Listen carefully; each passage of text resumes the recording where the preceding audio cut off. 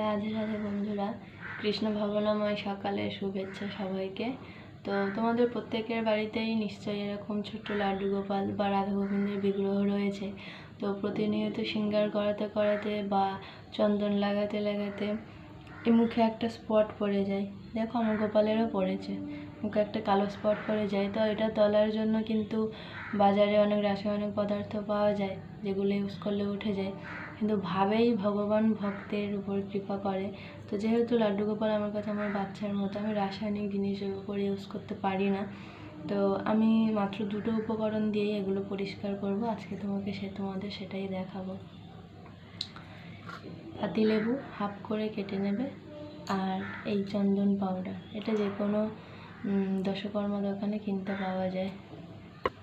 তো এই লেবুর উপর চন্দন পাউডার ঢেলে নেবে, নিয়ে যেখানে কালো স্পট পড়েছে সেখানে রগড়াবে, পরিষ্কার হয়ে যাবে। তো দেখো এর অবস্থাটা কেমন, এখন আমি পরিষ্কার করে তোমাদেরকে দেখাবো কেমন হয়। তো তোমরা দেখো কতটা পরিষ্কার হয়ে গিয়েছে, তোমরা এটা ব্যবহার করতে পারো।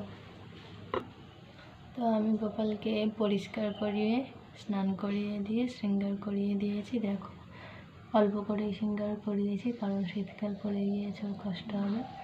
এভাবেই তোমরা গোপালের যত্ন নাও। রাধে রাধে বল, রাধে রাধে।